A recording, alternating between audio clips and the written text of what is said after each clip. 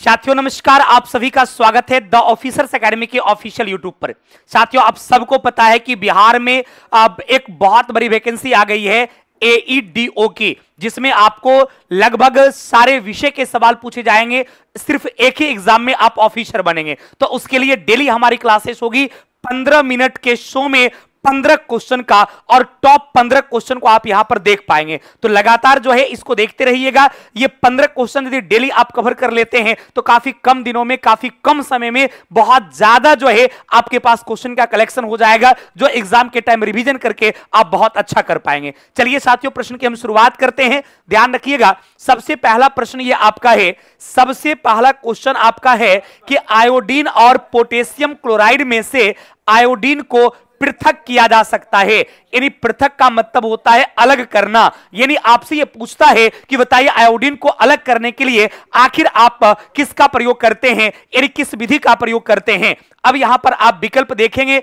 आपका जो विकल्प है, क्या अवसादन का प्रयोग करेंगे, यहां पर आप देख रहे होंगे, क्या इसमें अवसादन का प्रयोग करेंगे, छानना प्रयोग करेंगे, ऊर्ध्वपातन का प्रयोग करेंगे या परिशोधन का प्रयोग करेंगे। तो ध्यान रखिएगा, यह आयोडीन आपका जो है ये सॉलिड स्टेज में रहता है, ये प्राय ठोस अवस्था में रहता है। लेकिन जब आप इसको गर्म करते हैं तो ये डायरेक्ट क्या होता है कि ठोस से गैस में कन्वर्ट हो जाता है। डायरेक्ट ये ठोस से गैस के रूप में बदल जाता है। और यह प्रक्रिया क्या कहलाती है, तो इस प्रक्रिया को कहा जाता है सब्लिमेशन। यानी इसको हिंदी में कहते हैं हम लोग ऊर्ध्वपातन। यानी ऊर्ध्वपातन की प्रक्रिया से जो है इसको प्यूरिफाई किया जाता है, इसको पृथक किया जाता है, इसको अलग किया जाता है। तो चलिए आपका आंसर हो जाएगा ऊर्ध्वपातन के द्वारा। किसके द्वारा भाई? ऊर्ध्वपातन के द्वारा।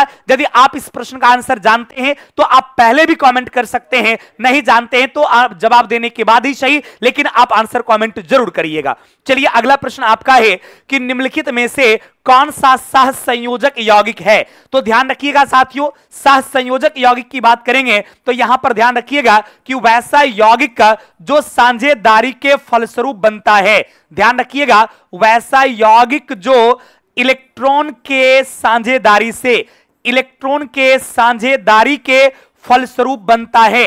साझेदारी के फलस्वरूप बनता है, साझेदारी के फलस्वरूप बनता है, उसको क्या कहा जाता है, तो उसको कहा जाता है सहसंयोजक यौगिक। यानी इसमें इलेक्ट्रॉन की साझेदारी होती है, यानी यहां पर इलेक्ट्रॉनों की पार्टनरशिप होती है। तो जल्दी आप जवाब दीजिएगा। Sodium chloride, calcium chloride, magnesium oxide और अमोनिया। अब यहां पर ध्यान दे रहे होंगे, ये आपका सोडियम क्लोराइड क्या है कि ये मेटल नॉन मेटल है, मेटल नॉन मेटल है, मेटल नॉन मेटल है। जबकि यह सहसंयोजक यौगिक जब भी बनता है तो अधातु और अधातु के बीच बनता है।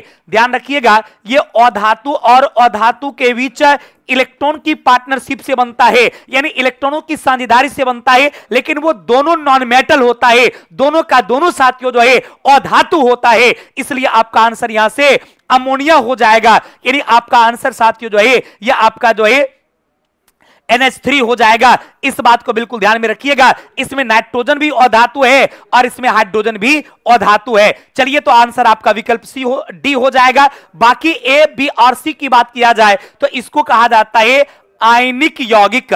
क्या कहा जाता है बाबू? तो इसको आयनिक यौगिक कहा जाता है, आयोनिक कंपाउंड के नाम से जाना जाता है। चलिए अगले प्रश्न की बात चलते हैं। 15 मिनट लगातार बिना बातचीत किए हुए लगातार आपको देखते रहना है। हर एक प्रश्न का आंसर लगातार कमेंट करते जाना है। यह 15 मिनट की शो है। 15 मिनट में 15 सवाल ही नहीं, 15 मिनट में 15 दूना 30 सवाल कम से कम जो है आपको सीख कर जाना है। तो लगातार बने रहिएगा। अगला प्रश्न कहता है कि तीसरे और चौथे समूह, समूह का मतलब यहां पर वर्ग होता है, यानी आपका ग्रुप होता है। तो यह कहता है कि आपका तीसरे और चौथे ग्रुप में ऑक्साइड का सामान्य गुणधर्म क्या होता है। तो ध्यान रखिएगा, तीसरा और चौथे समूह का जो ऑक्साइड होता है इसकी प्रकृति आपका जो है उभयधर्मी होता है, यानी एम्फोट्रिक होता है। ना तो ये साथियों आपको एसिडिक होता है और ना ही ये बेसिक होता है, ये आपका उभयधर्मी होता है। तो चलिए आंसर आपका हो जाएगा विकल्प डी। लेकिन याद रखिएगा, चूंकि कई बार जो है ऐसा प्रश्न आपसे एग्जाम में पूछा गया है, जनरली आप याद रखिएगा जो आपका धात्विक ऑक्साइड होगा, जो आपका धात्विक ऑक्साइड होगा, इसको याद रखिएगा। धात्विक ऑक्साइड की प्रकृति जो है यह क्षारीय होता है।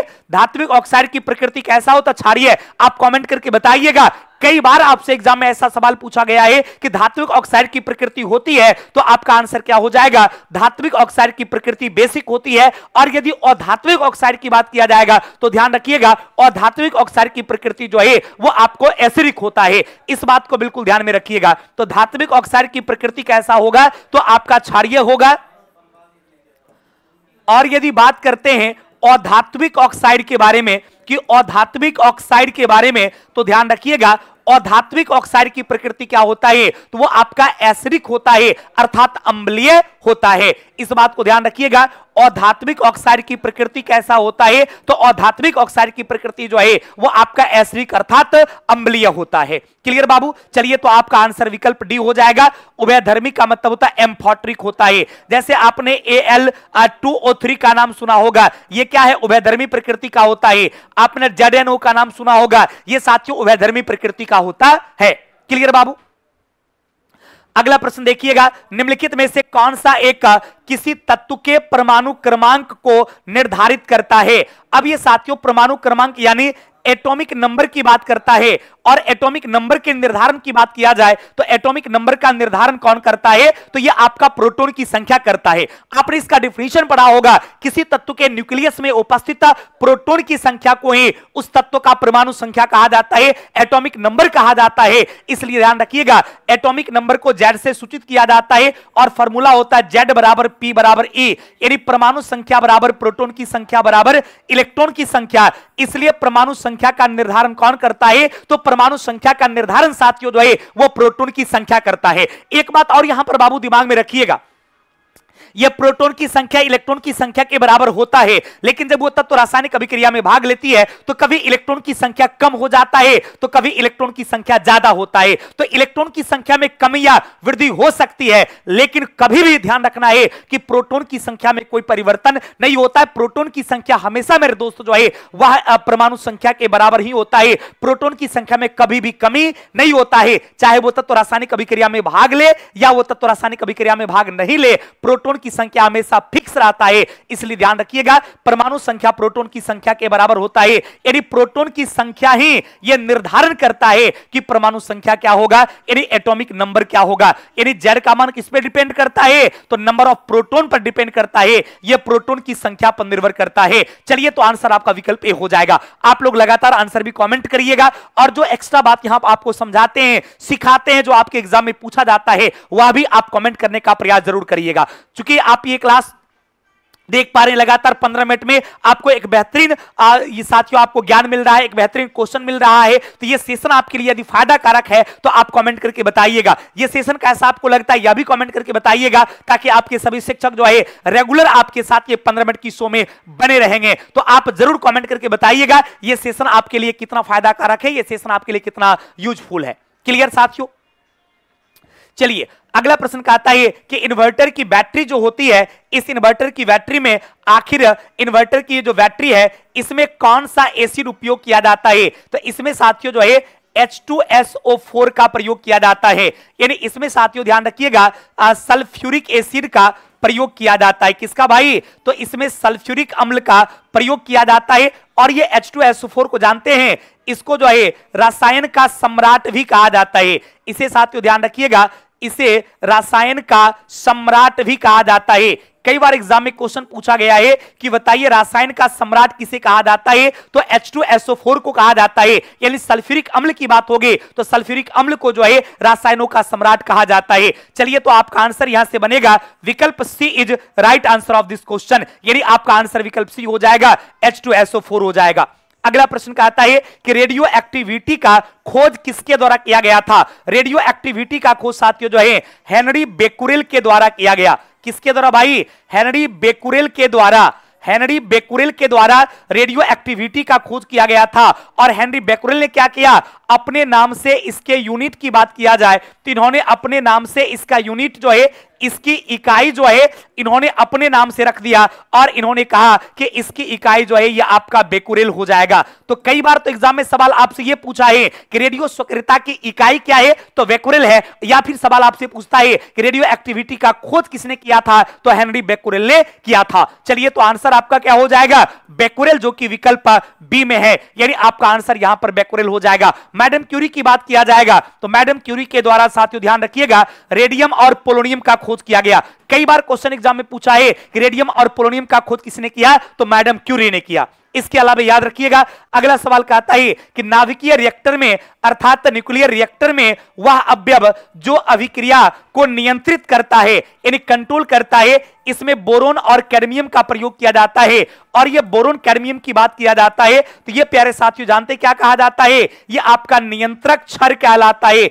यह कंट्रोल रॉड कहलाता है। यानी आपका आंसर क्या हो जाएगा, तो आंसर आपका विकल्प सी हो जाएगा। सभी लोग जल्दी कमेंट करिएगा। न्यूक्लियर रिएक्टर की बात करेगा, नाभिकीय रिएक्टर की बात करता है तो उसमें बोरोन और कैडमियम का प्रयोग जो है कंट्रोल रॉड के रूप में अर्थात नियंत्रक छड़ के रूप में किया जाता है। कभी कभी डायरेक्ट सवाल पूछता है कि नियंत्रक छड़ किसका बना होता है, तो बोरोन और कैडमियम का बना होता है। मंदक के रूप में किसका प्रयोग किया जाता है, तो D2O यानी भारी जल का प्रयोग किया जाता है, या फिर ध्यान रखिएगा ग्रेफाइट का प्रयोग किया जाता है। भारी जल का या ग्रेफाइट के रूप में प्रयोग किया जाता है। शीतलक की बात करता है तो सोडियम या पोटेशियम के द्रवित मिश्र धातु का, सोडियम या पोटेशियम के द्रवित मिश्र धातु का प्रयोग किया जाता है। सोडियम या पोटेशियम के द्रवित मिश्र धातु का प्रयोग किया जाता है, इस बात को ध्यान रखिएगा। चलिए तो आंसर आपका कंट्रोल रॉड या नियंत्रक छड़ हो जाएगा। अगला प्रश्न है कि जल में कार्बन डाइऑक्साइड प्रवाहित करने पर बना सोडा कौन सा है। जल में यदि आप कार्बन डाइऑक्साइड को प्रवाहित करते हैं तो उससे किस सोडा का निर्माण होता है। जल में आप कार्बन डाइऑक्साइड प्रवाहित करते हैं तो इससे साथियों जो है H2CO3 यानी कार्बोनिक एसिड का निर्माण होता है। यानी उसकी प्रकृति के बारे में पूछा था तो इसकी प्रकृति कैसा हो जाएगा, तो इसकी प्रकृति साथियों एसिडिक हो जाएगा। क्लियर। एनोडीकरण के संदर्भ में निम्नलिखित में से कौन सा कथन सही है। अब यहां पर चारों कथन पढ़िए। पहला कहता है एल्यूमिनियम धातु पर जब मोटी ऑक्साइड की परत जम जाती है तो यह प्रक्रिया जानते हैं, इसी को एनोडीकरण कहा जाता है। तो पहला ही चूंकि आंसर सही है तो बाकी को पढ़ने की कोई आवश्यकता नहीं है। तो ऐसे प्रश्न जब भी आपको देखा जाए तो आंसर जब मिल जाए तो बाकी समय बर्बाद बिल्कुल नहीं करिएगा। क्लियर ना, तो पहला आंसर सही है। अगला, निम्नलिखित में से कौन सा एक पदार्थ वह कठोर और बहुत तन्य होता है। यानी बहुत ज्यादा हार्ड और बहुत ज्यादा तन्य जो है, इसमें किसका नाम आता है, टंगस्टन नहीं होगा, कार्बोरंडम नहीं होगा, इसमें साथियों नाइक्रोम का नाम आता है। ये जानते हैं निकेल और क्रोमियम का एक मिश्र धातु है। ये निकेल और क्रोमियम का एक मिश्र धातु है। ये बहुत ज्यादा कठोर भी होता है और बहुत ज्यादा तन्य अर्थात डक्टाइल भी होता है। इसका आसानी से साथियों जो है इसको ये गोल या अन्य स्ट्रक्चर में ढाला जाता है और यही कारण है कि साथियों नाइक्रोम जो है निकेल क्रोमियम का और ये किसमें, तो आपको विद्युत बहुत सारी उसमें यंत्र में जो है इसका प्रयोग भी किया जाता है। चलिए तो आपका आंसर यहां पर नाइक्रोम हो जाएगा। कई बार सवाल पूछा है कि नाइक्रोम किसका बना होता है, तो ये निकेल और क्रोमियम के मिश्र धातु का बना होता है। अगला प्रश्न कहता है कि परमाणु के केंद्र के चारों ओर इलेक्ट्रॉन बिना ऊर्जा खोए वृत्ताकार पथ पर घूमते रहता है। यह किसने कहा था, तो यह साथियों नील्स बोर के द्वारा कहा गया था। नील्स बोर ने ही कहा था कि इलेक्ट्रॉन किसी न्यूक्लियस के चारों ओर एक वृत्ताकार पथ पर घूमती है और प्रत्येक इलेक्ट्रॉन जानते हैं साथियों एक दूसरे के विपरीत घूमती है, इसलिए ऊर्जा नहीं खोती है। प्रत्येक इलेक्ट्रॉन का मूवमेंट एक दूसरे के विपरीत होता है। एक इलेक्ट्रॉन यदि क्लॉकवाइज डायरेक्शन में घूमती है तो दूसरा इलेक्ट्रॉन जो है एंटी क्लॉकवाइज डायरेक्शन में घूमती है और किसी खास ऊर्जा के साथ घूमती है। यह किसने कहा था, तो यह आपको नील्स बोर के द्वारा कहा गया था। यानी साथियों ये नील्स बोर का सिद्धांत हो जाएगा।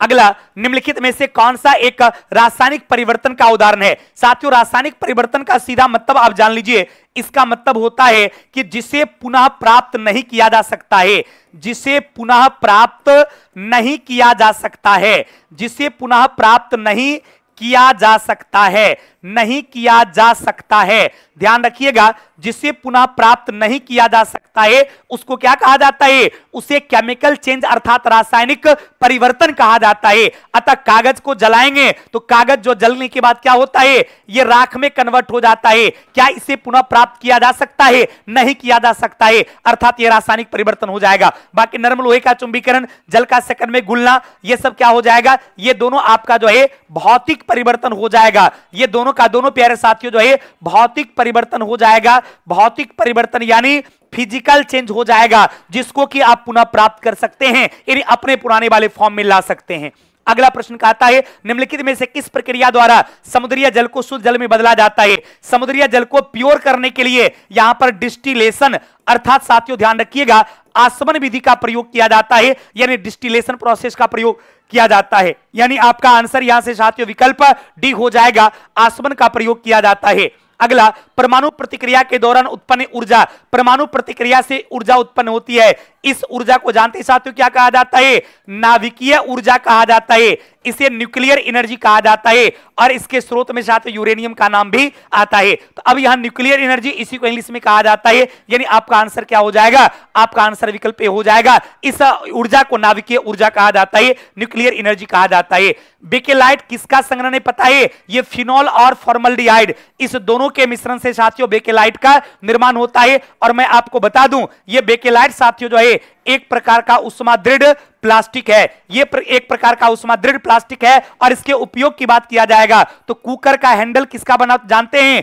कुकर का हैंडल जो होता है, कुकर का हैंडल साथियों जो होता है ये बेकेलाइट का बना होता है, बेकेलाइट का बना होता है, जो कि फिनॉल और फॉर्मल्डिहाइड का एक क्या है, तो इन दोनों के मिलने से बना होता है। चलिए साथियों आज 15 मिनट साथियों आपका हो चुका है। आज हम सेवा ये रोकते हैं, अगले क्लास में मुलाकात होगी, फिर 15 मिनट में आपकी सेवा देंगे। थैंक यू वेरी मच, बहुत बहुत धन्यवाद।